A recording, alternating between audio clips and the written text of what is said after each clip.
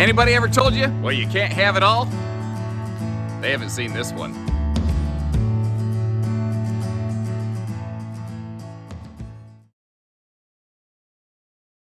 Hey everybody, Josh the RV Nerd in Junction City, Oregon today with my first Alliance Valor, and I think I picked the right one.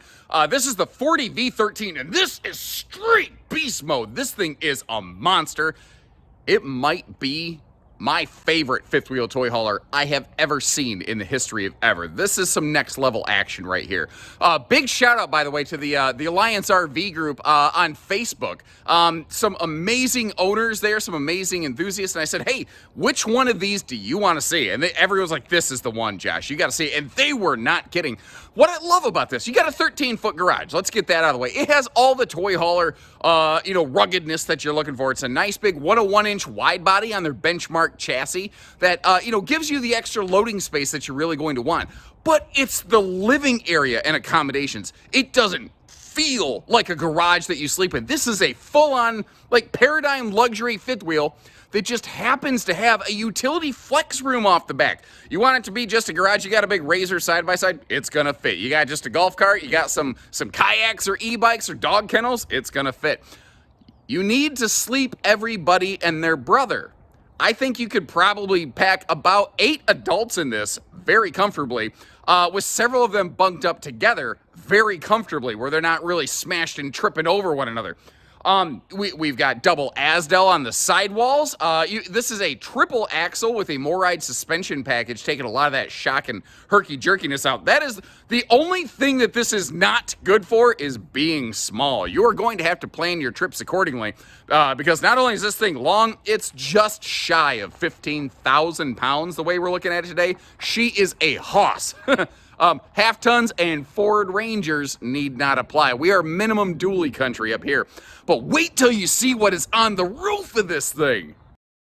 Now, a lot of times on toy haulers, I like to start in the garage. But I couldn't get myself to do it today because I don't think the garage is really the main focal point of this one. This has a full-on luxury fifth wheel interior. Now, the problem that I have with a lot of toy haulers, and I hear it all the time, is people say, yeah, but with that garage, you have to give up a good living space. That is not true on this one. Now, in order to accomplish that, you do have to make the RV quite large.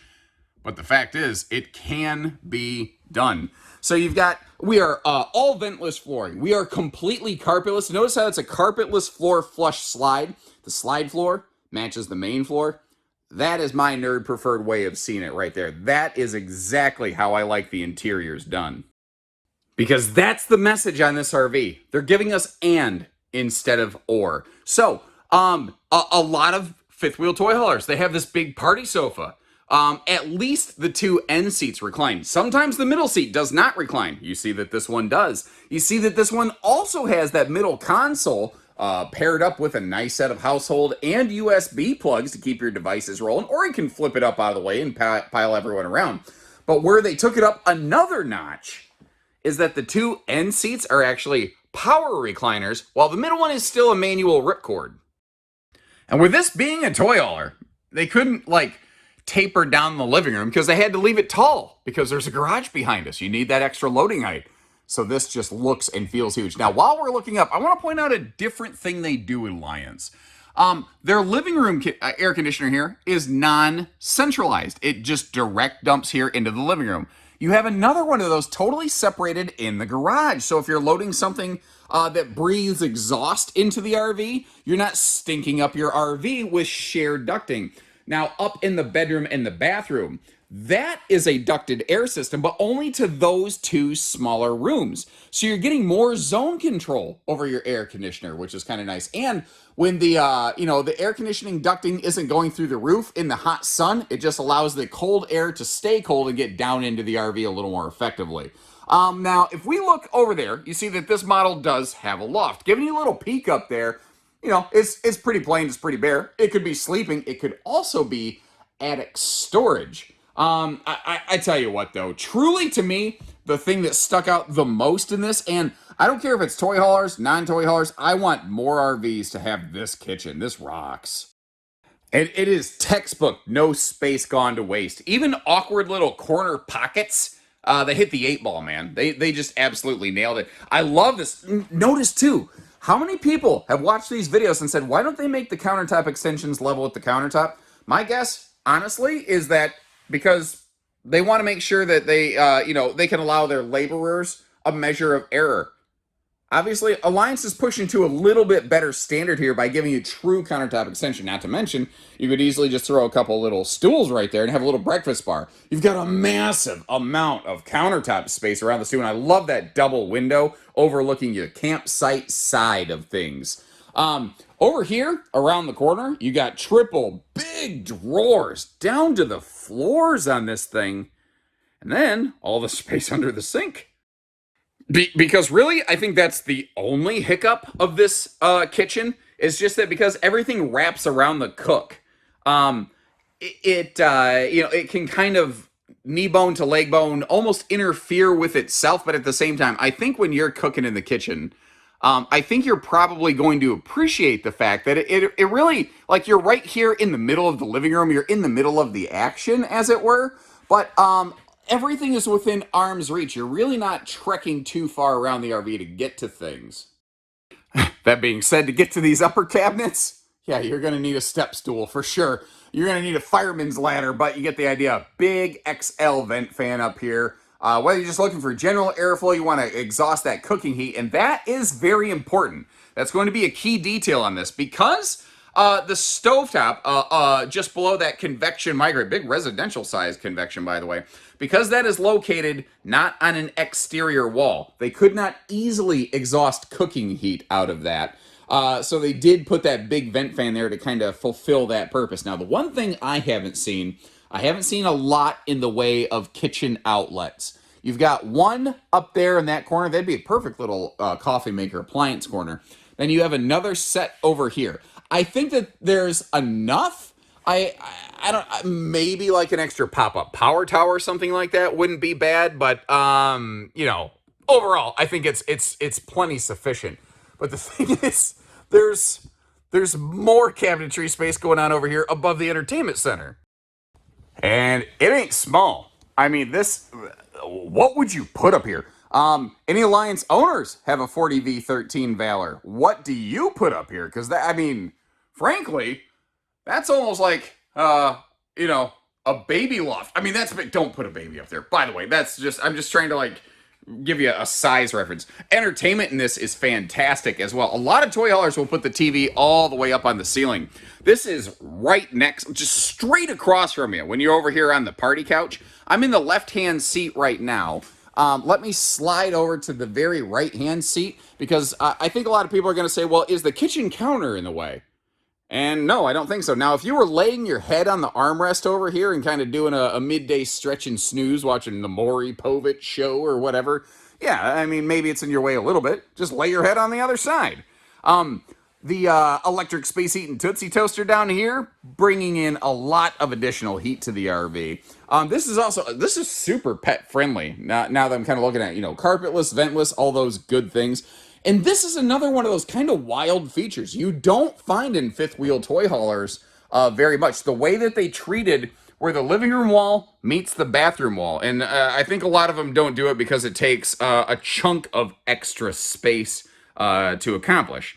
We'll get to what I'm yammering about in just a minute. First of all, blackout night roller shades all the way around here. And above that sofa, where little kids can't easily get to stuff, that's where you have a lot of your controls for your systems. Now, you're seeing a lot of bells and whistles and switches and whiz bangs in there. That's because this RV has some massive upgrades we're going to talk about when we get up to the roof. But what I was getting at here, that full-on hide-a-bed, so you can sleep two there. You can sleep, I think, legitimately, an adult across this sofa. You can certainly sleep another adult, in that loft. So we're up to 4. Then we start... Wait a minute. Okay, well, I realized I missed something else in the kitchen, the pantry. Hold on. But anyway, so then we can sleep 2 additional adults on the top bed, 2 additional adults down below. We're 8. Then you have the master bed. This could sleep 10 adults, not just kids. There is just not a large number of RVs that can boast that. I mean, even a lot of bunkhouses. And bunkhouses do not have this kind of living space typically. Now, I mentioned that I had... in my haste, I guess, forgotten the pantry over here. And sometimes when I'm doing demos in my videos, people go, dude, the bottom of your socks are disgusting. What do you do? Well, sometimes I'm using my shoe as a doorstop like this, and that means that I'm walking around in just my white socks, and that means that, you know, they have a way of getting dirty. Now, we're going to look at this in a couple different configurations. Right now, though, in bunk mode, and what you might notice, there's something strapped to the top of this thing. What is that up there? Well, that is a free-floating folding leg table, which is a lot of alliteration that I've just been very practiced to say. I'm tripping over my own shoe behind me. I'm glad I didn't go backside over tea kettle. But the fact is, that's a good place for that to travel without jiggle banging all over the place. And of course, we've got the, the flip over sofa beds down here, which can convert into one just big giant mega bed. Still in the garage here, I realized, kind of like that one pantry, I nearly overlooked the garage half bath. Still a porcelain stool. I'm glad they angled that toilet, but, you know, it can be a little tight in some places. And how about this? How many big fancy fifth wheel toy haulers are putting this little pretend plastic sink off in the corner? Don't give me, this ain't flashy and super fancy or anything, but at least it's not just a cheap plastic sink in the middle of this thing. Now, you need ventilation in a room like this, in the water closet, as it were, and if I tilt you straight up, basically into endoscopy mode, you see that you do have a Max Air style vent fan here. Now, what's cool about that is that has a built-in rain cover, basically. So if it is a drizzly day outside, you can make sure that that still stays ventilated. Now, this is another thing that is very interesting. Like a lot of garages and fifth wheel toy haulers, we've got washer-dryer hookups over there. Now, the trick with those is if you install a washer-dryer unit right there, it can really kind of get in the way of these doors, either to the bathroom or the pass-through to the living room. So kind of, you know, keep that in mind a little bit. We're going to circle back on that one in just a touch. Just to give you the flow of everything, we're going to cruise our way through here, work our way up. Look at that crown mold, that accent lighting on the crown molding. I love that. It gets me every time. Notice we have a sliding privacy door here for the bathroom. They did a very different bathroom arrangement from what I commonly see. And I think it's this thin little post. I'm hooked on the door handle. My belt, just about ripped a belt loop there. Okay, sorry about that. Sorry about the jostly camera work. You get the idea. But it's that thin little thing right there. Because this is a wide body rig.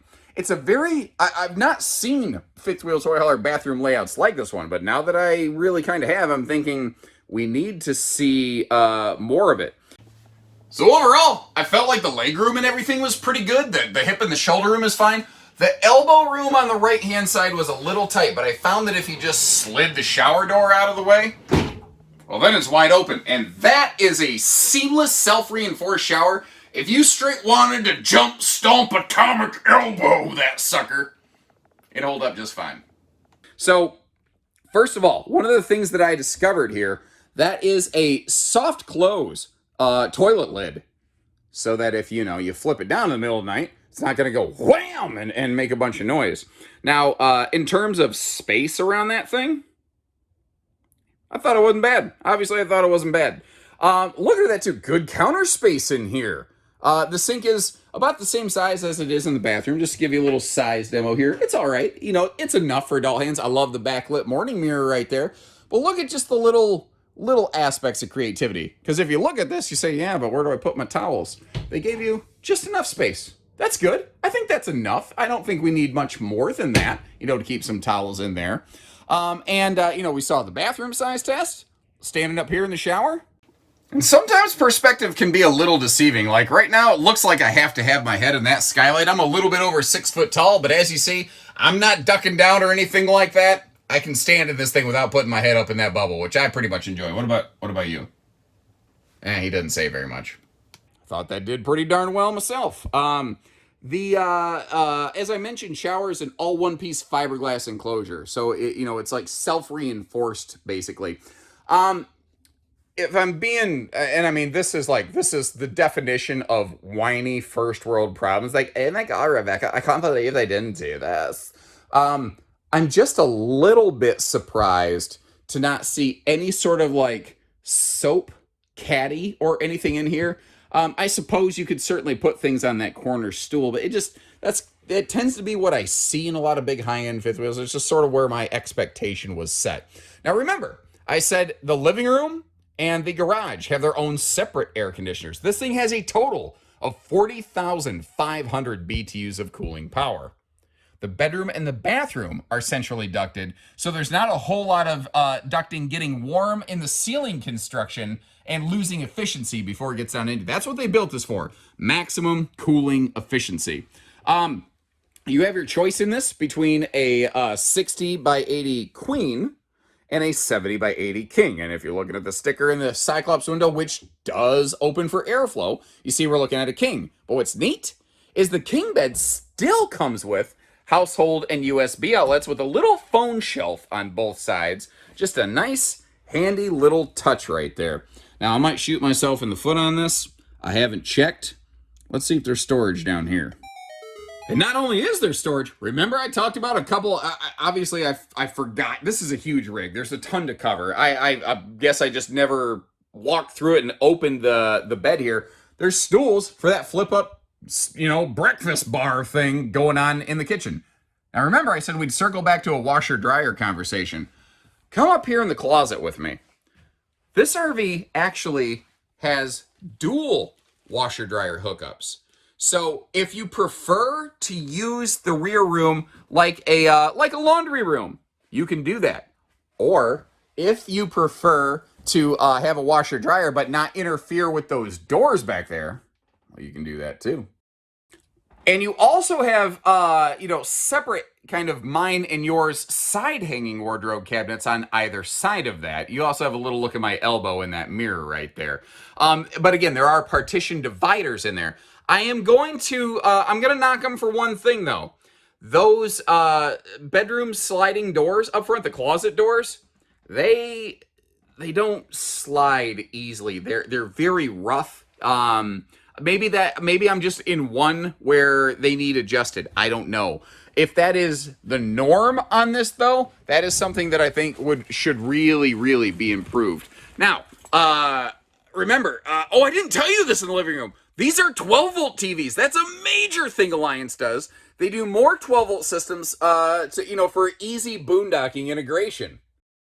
But I tell you what, I just got very surprised by something that is very good. So, showcasing everything here in road mode with the slide close, I also realized I only looked at the bathroom from the angle of the bedroom, just to kind of give you another little look at it over here. Just I can't remember if I did or I didn't. I've done so much footage, folks. My brains are about scrambled, and there wasn't much to scramble to begin with. But when I saw opposing slides, when I saw that height of bed, when I saw how close it was going to get, I'm like, there's no way. There's no way this is going to have any decent level of travel functionality. But look at that. There's just enough of a gap there that we can sideways slip through. Then there's just enough of a gap there that we can, same thing, sideways slip through. And then suddenly, we are here. We're in the fridge. We're in the freezer. We are in the kitchen. We can get to the bedroom, the bathroom, the garage. This is incredibly travel stop functional without ever touching a slide button. And that is not something I think I've ever said about any fifth wheel toy hauler ever.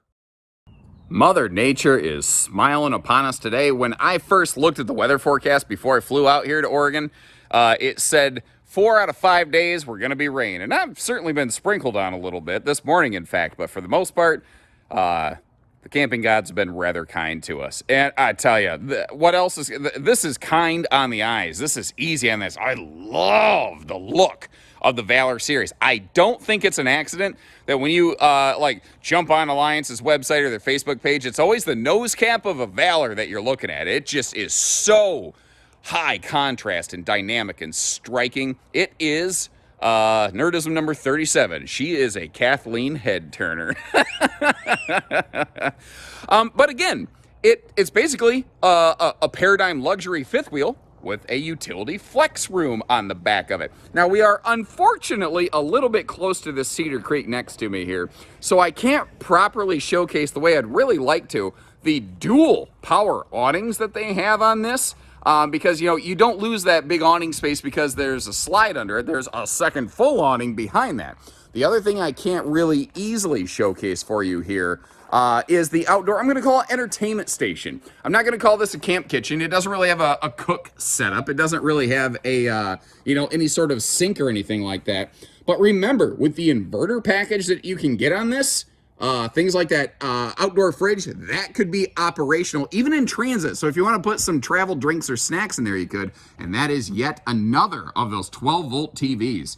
Now, this is a 101-inch wide-body RV, riding on their benchmark chassis.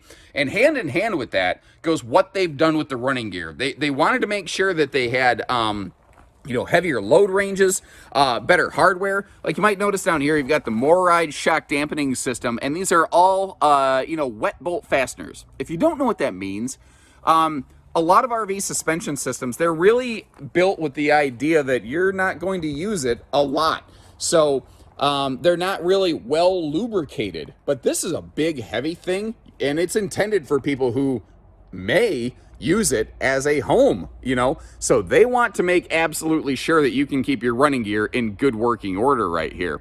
Now, like I said, we've got dual power awnings on this. You going real slow so I don't make somebody like motion sick up top. Look at just like front to back coverage. You have one little slip in the middle there where the two awning arms meet.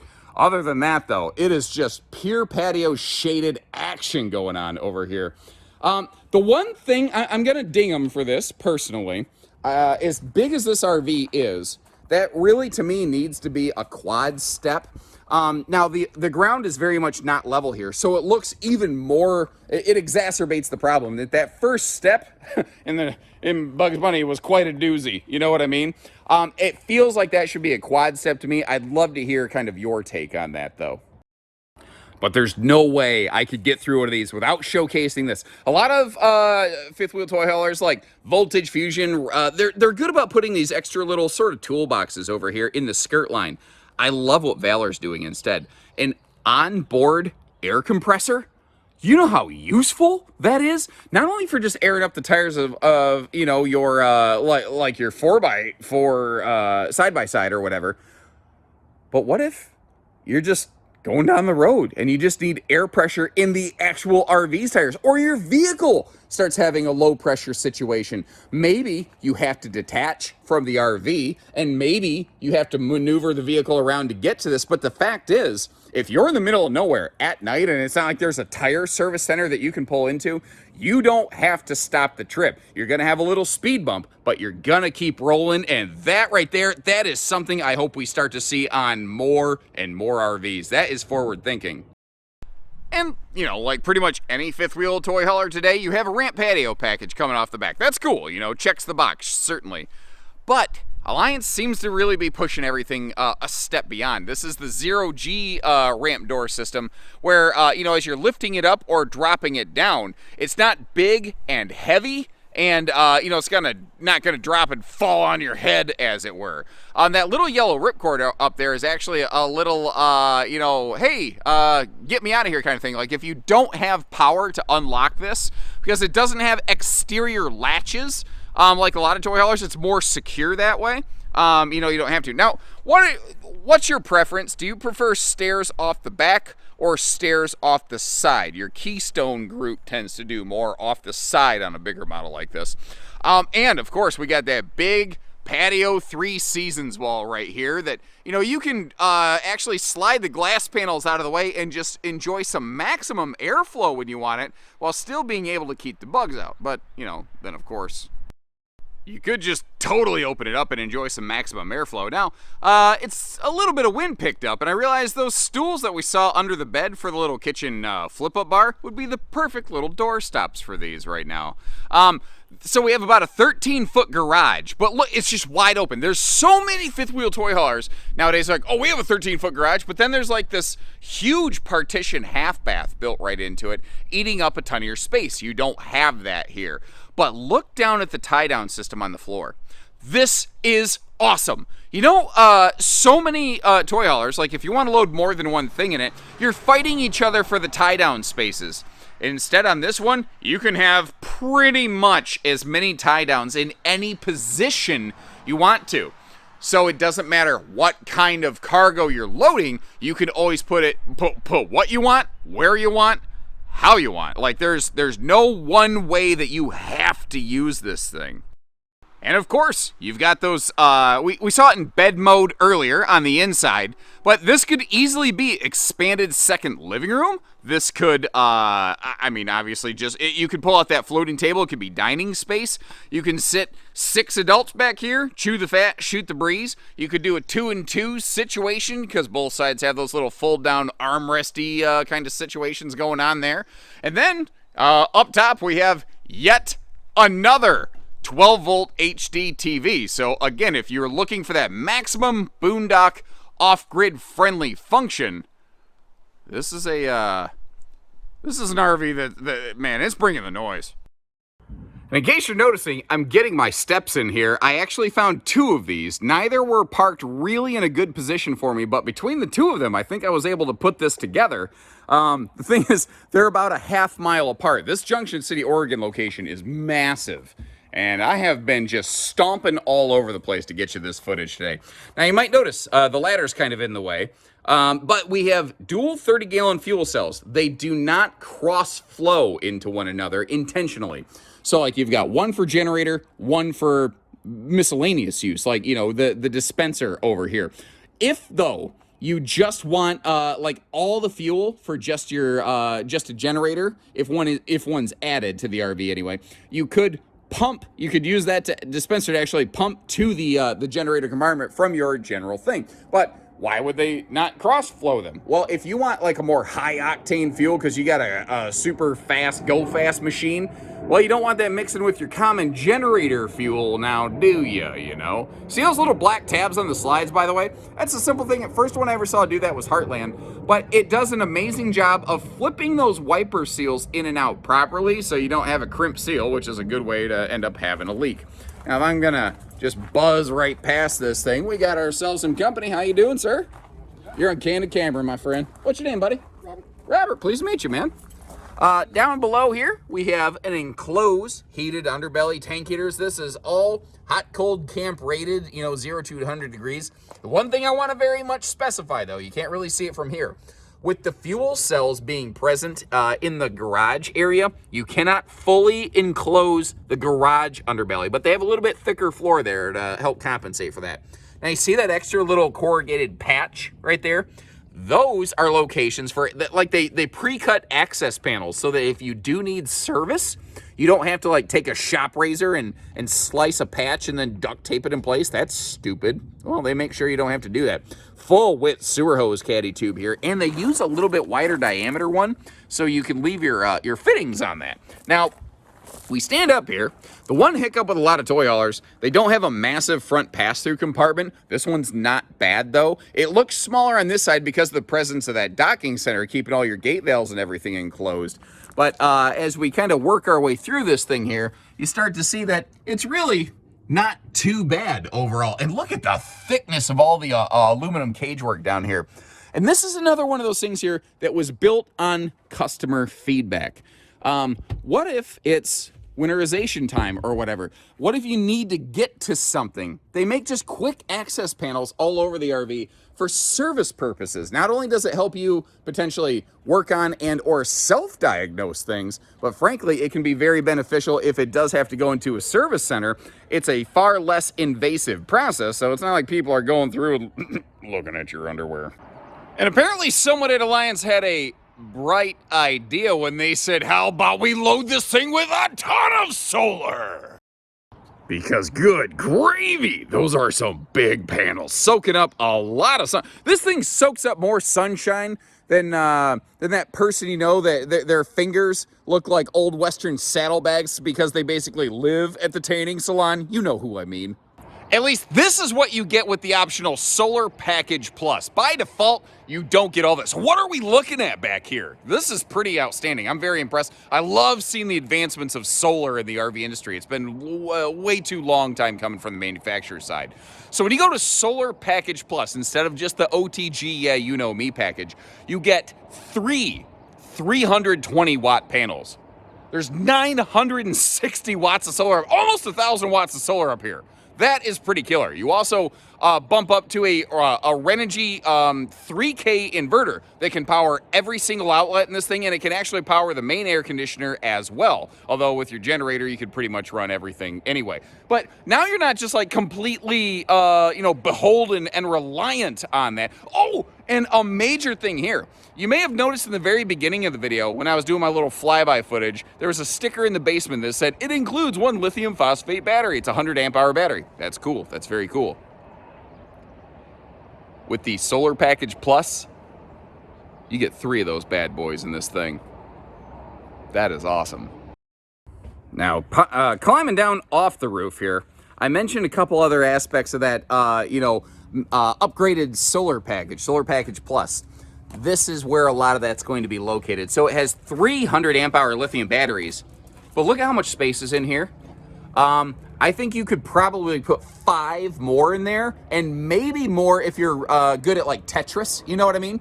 And I want to clarify something I said earlier. I think I kind of phrased things in a way that may have implied standard generator. As you see, it's all ready. You can get a generator on it, certainly. But, especially with the big solar package, not everybody wants to go with the generator. They don't force you into a $5,000, $6,000 generator. Oh, of course, you can always get one. But this is where I say you get that big Renogy 3,000 watt inverter system right here that can run even your main air conditioner for a time. And this right here is awesome. That is a 60 amp MPPT charge controller. That is a, you need something. You need something with that quality and that power of hardware to be able to handle nearly 1,000 watts of solar panels up on the roof of this beast. So like I said, you could have it all. You could have it all in one thing here. The only thing it is not is small. The only thing it is not is lightweight. So I guess there's 2 things that it isn't. And I suppose, the other thing it's not, it's not a Jayco or a Keystone. It's an Alliance, baby. And they got a good thing going here. I am so excited. Considering how new this company is, the way they're crushing it. Then again, it's not like they're newcomers to the RV marketplace. This company is founded and composed of people who have been in this industry for a long time, longer than me, certainly, with far deeper pedigrees.